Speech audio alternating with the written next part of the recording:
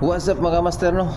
Ito yung nga pala yung ganap na nakakuha ko ng 3 bugaong at isang giant na bugaong mga master.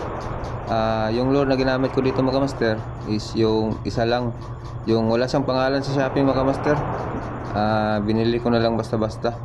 Pero yung lure na ito mga master is ito yung lure na nakakuha ng trevally mga master na malaki. Doon sa nakapin na reels ko mga master, nasa reels ko yung nakapin. Dito mga master nakakuha ko ng bugaong, napaulok siya. Napansin ko mga master, no, yung bugaong nasa gilid lang talaga, sumasabay sa alon. Kaya pag malapit na yung lure mo mga master, hinaan mo na lang hila kasi habulin nila yan. So dito mga master, kinagat na talaga. Pero paulok to mga master, siguro mga master is nilapitan niya tapos pinitik siguro, pero nakain din niya mga master, no? Natamaan siya dito sa may bandang mata at saka parang sa asang niya, talagang hindi siya makakawala. Tapos kung nahook siya sa may mga mata mga master, sa mata niya, hindi yan makakawala mga master kasi matigas yung scale ng kanyang banda sa kanyang mata mga master. Hindi yan makakawala. Kung nakatawan yan mga master, makakawala yan kasi napakalikot ang bugaong mga master. Dito mga master, no, yung lure ko wala siyang pangalan mga master, kayo na lang mag-research.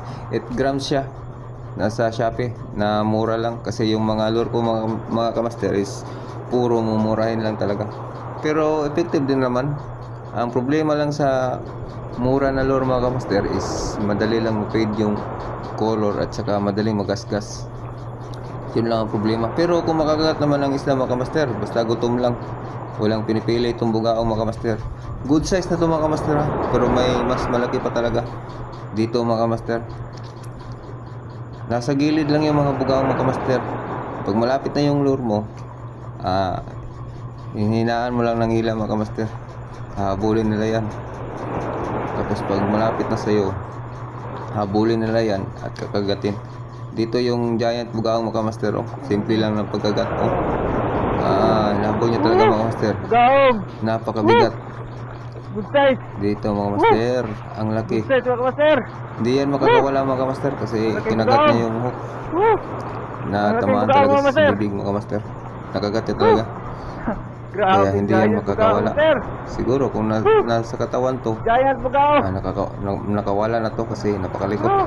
Grabe. Malaki mga master. Ngayon lang ko nakakuha ng ganito. So kagabi sinabaw ko na yung dalawa, saka yung itong malaki pinirito ko, no, kasi nakahiwa.